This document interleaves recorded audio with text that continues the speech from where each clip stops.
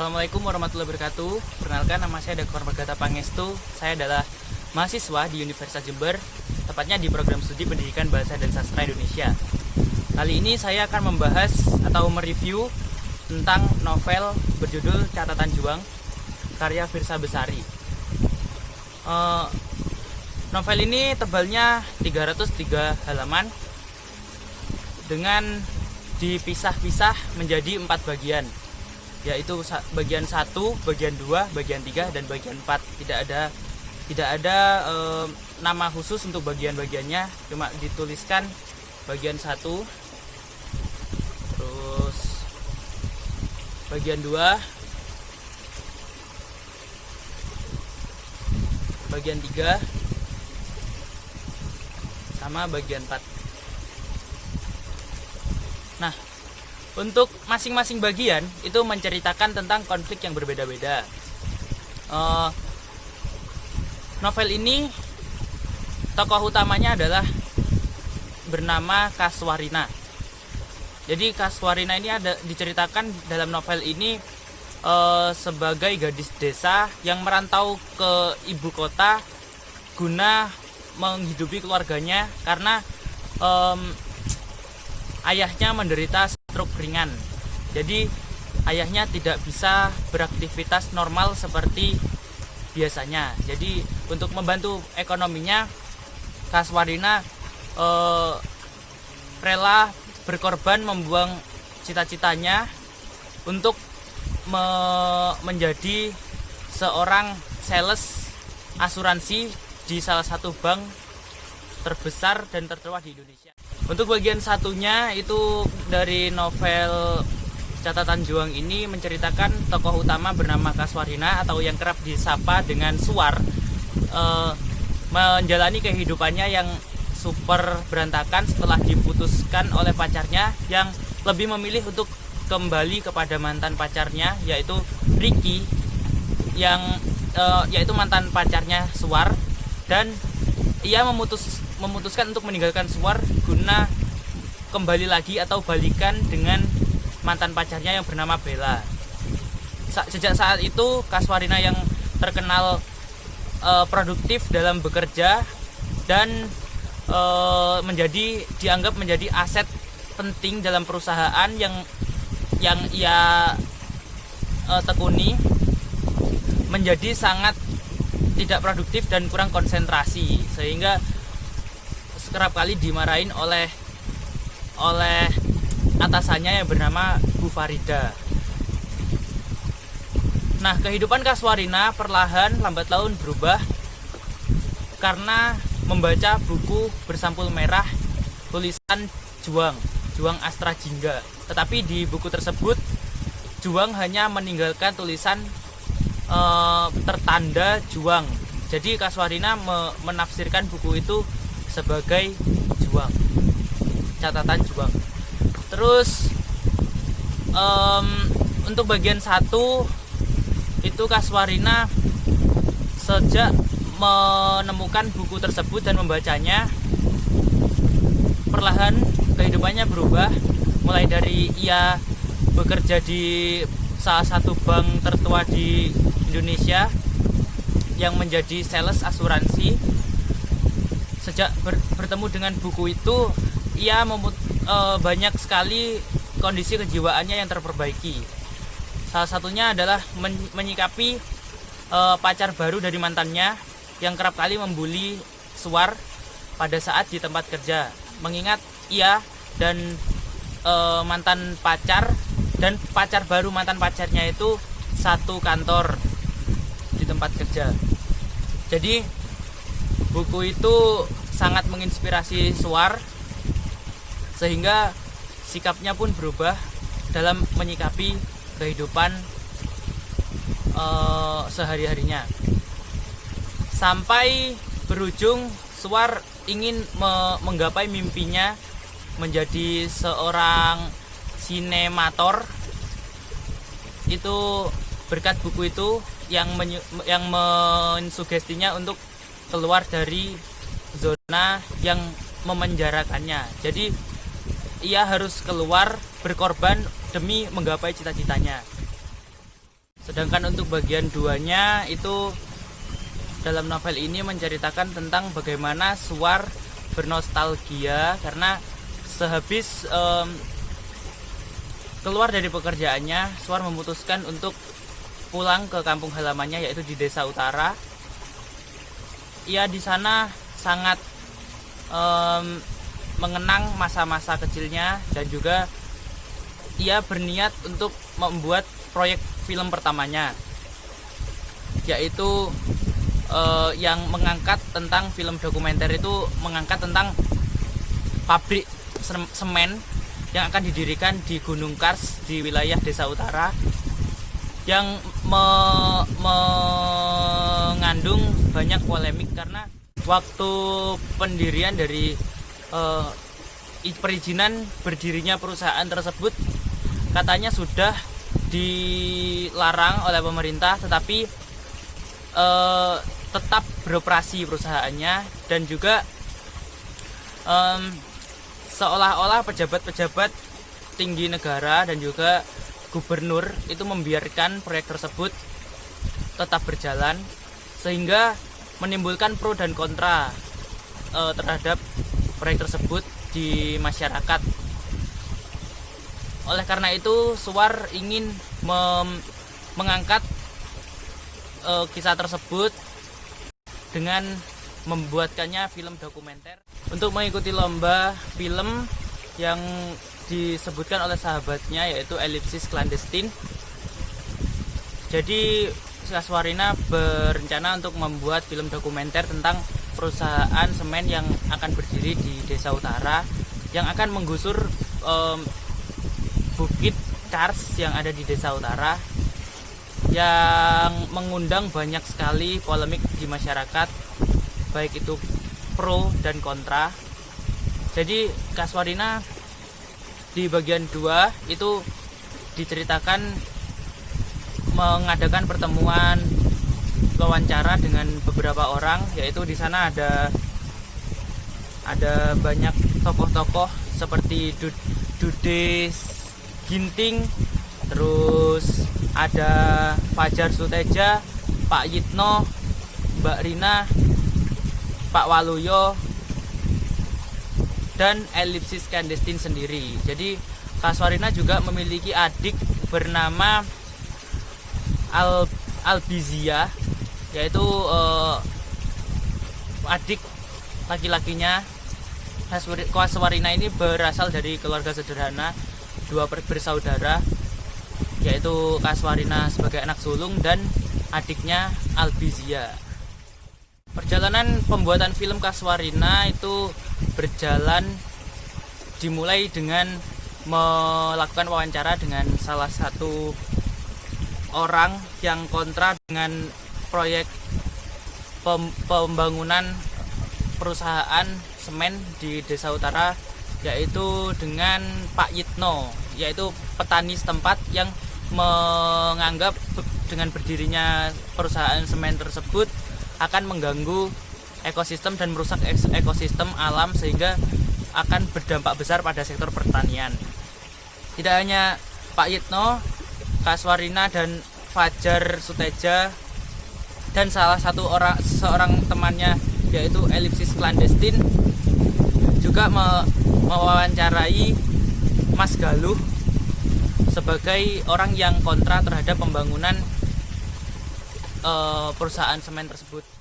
Selain kontra, ada juga masyarakat yang pro terhadap kebijakan pembangunan pabrik semen tersebut, yaitu ada Pak Waluyo sebagai pemilik toko bangunan di Desa Utara, dan Mbak Rina pemilik warung, yang menganggap jika dengan adanya pembangunan pabrik semen di Bukit Kars Desa Utara akan membantu pertumbuhan ekonomi di Desa Utara. Nah, untuk selanjutnya Kasuarina merangkum hasil wawancaranya tersebut dan bertemu dengan seorang yang juga ahli di bidang perfilman, yaitu Dude Ginting. atau yang kerap dipanggil dengan sebutan Dude. Nah, salah satu tokoh bernama Dude Ginting ini itu selain cukup ahli dalam hal perfilman, ia juga aktif dalam organisasi sosial. Jadi Dude Ginting ini adalah salah satu teman dari penulis buku Bersampul Merah yang ditemukan di angkot oleh Kaswarina tadi. Di bagian 1 diceritakan itu adalah teman dari Dude Ginting yang bernama Juang Astrajingga. Jadi Kaswarina akhirnya di bagian 2 diceritakan menyelesaikan proyeknya, yaitu film pendek berdurasi 3 menit 45 detik dan dikirimkan oleh Kaswarina ke panitia perlombaan film pendek tersebut. Nah, untuk hasil dari perlombaan itu akan dijelaskan di bagian selanjutnya, yaitu bagian 3. Nah, untuk bagian ketiga dari novel ini itu menceritakan tentang keputusasaan dan juga bangkitnya tokoh utama Suwar dalam menghadapi kenyataan kehidupannya. Nah, ini menceritakan suatu ketika di 2016 ia masih memikirkan hasil perlombaan yang kurang memuaskan, di mana film dokumenter tentang perusahaan semen tadi itu gagal dan tidak menjuarai perlombaan tersebut. Sampai akhirnya Suwar bertemu kembali dengan Dude Ginting untuk membantu dokumentasi penelitian flora dan fauna di hutan Someah. Jadi Dude Ginting mengajak Suwar dan kawan-kawannya untuk membantu dokumentasi kegiatan penelitian flora dan fauna di hutan Someah bersama dengan teman-temannya. Salah satunya adalah Budi Priadi, yaitu salah satu teman dekat juga dari penulis dari buku Bersampul Merah yang menginspirasi Suwar tadi, yaitu Juang Astrajingga. Nah, di sini mereka ingin mengobservasi atau meneliti tentang flora dan fauna yang ada di hutan Someah, karena di sana kerap kali dijadikan sebagai sirkuit atau tempat atau lintasan dari motocross orang yang ingin menyalurkan hobi motocrossnya. Nah, pada saat melakukan kegiatan observasi flora dan fauna di hutan Someah ini, ternyata diam-diam Dude menyimpan perasaan terhadap Suwar. Suatu ketika Suwar ditawari untuk membuat film tentang partai politik yang diketua umumi oleh Damar Septian, yaitu salah satu anggota dari partai tersebut.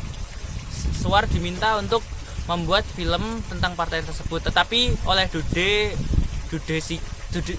Ginting tadi itu disarankan untuk tidak mengambil hal tersebut karena Kaswarina ingin Dude ingin Kaswarina mengulas atau membuat film dokumenter tentang keresahan masyarakat yang ada di negeri ini. Jadi Suwar menolak secara halus tawaran membuatkan film tentang partai tersebut, tetapi Damar Septian naik darah dan melontarkan kata-kata yang membuat hati Kaswarina menjadi kecil kembali. Jadi hilang semangat. Tetapi di buku tersebut, lagi-lagi buku Bersampul Merah tadi menginspirasi Suwar dan membuatnya bangkit kembali dalam menghadapi realita kehidupan yang ia jalani. Selepas menolak membuat film tentang partai RPB tadi, dia atau tokoh utama yang bernama Suwar ini berencana untuk membuat film tentang buruh, tetapi filmnya itu dikemas dalam bentuk drama. Jadi tidak film dokumenter tentang drama bagaimana kehidupan buruh sehari-hari, dan mencoba untuk diputarkan di layar lebar, karena yang film dokumenter tentang pabrik semen tadi sudah dipublikasikan di sosial media dan mendapat respon yang positif dari netizen yang melihat atau viewers dari film tersebut. Tetapi juga tidak jarang komentar negatif juga muncul dalam film tersebut, tetapi Suwar dapat mengatasinya berkat inspirasi dari buku bersampul merah tadi. Nah, untuk kelanjutannya itu bakal dijelaskan di bagian 4. Di bagian 4 ini Suwar kembali membuat film tentang buruh yang diberi judul yaitu Pahlawan dalam Kesunyian. Ya, kenapa Suwar memilih judul tersebut? Karena para buruh ini dapat menyokong ekonomi dari bangsa tanpa ada sorotan yang lebih, atau dalam kata kiasannya dalam kesunyian. Jadi di bagian 4 ini dijelaskan tentang Suwar mulai dekat dengan Dude, dan di tengah pembuatan film Pahlawan dalam Kesunyian, Suwar dihubungi kembali oleh mantannya yang bernama Ricky, tetapi Suwar tidak ingin menggubrisnya dan malah memilih bersama dengan Dude. Itu adalah pilihan yang tepat yang dilakukan Suwar, sehingga Suwar tidak terjebak dalam atau terjatuh dalam lubang yang sama. Nah, untuk selanjutnya filmnya diputar di bioskop dan ditonton oleh ayah Suwar, meskipun ayah Suwar sedang mengalami sakit, tetapi ayah Suwar tetap melihat atau menonton film tersebut secara langsung di bioskop.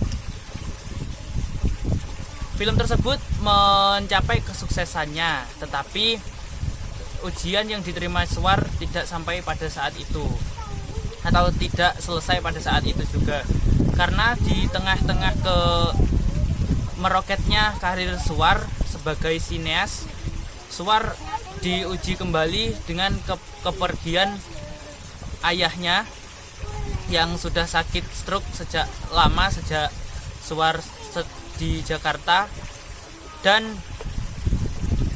hal tersebut membuat hati Suwar sangat terpukul. Tetapi masih ada Dude yang setia menemani Suwar hingga Suwar dapat bangkit kembali dan kembali menjalani aktivitasnya seperti sedia kala, dan Suwar pun bahagia hidup dengan Dude, dan karirnya pun menemui cahaya terang dan dipercaya menjadi pembicara di seminar yang diselenggarakan oleh OPAJ, atau yang sering dikenal dengan organisasi yang memperhatikan pembelajaran atau pendidikan anak jalanan. Dan cerita di novel ini pun selesai. Nah, sekarang kita akan membahas tentang angkatan dari novel Catatan Juang. Itu termasuk ke dalam novel angkatan 2000-an, angkatan sastra 2000-an, yaitu sastra yang terbit setelah era reformasi. Novel ini diterbitkan pada tahun 2017. Sesuai dengan karakteristik novel angkatan 2000-an, novel ini menggunakan bahasa sehari-hari atau rakyat jelata dan banyak menyindir tentang keadaan sosial, politik, dan ekonomi pada keadaan sekitar.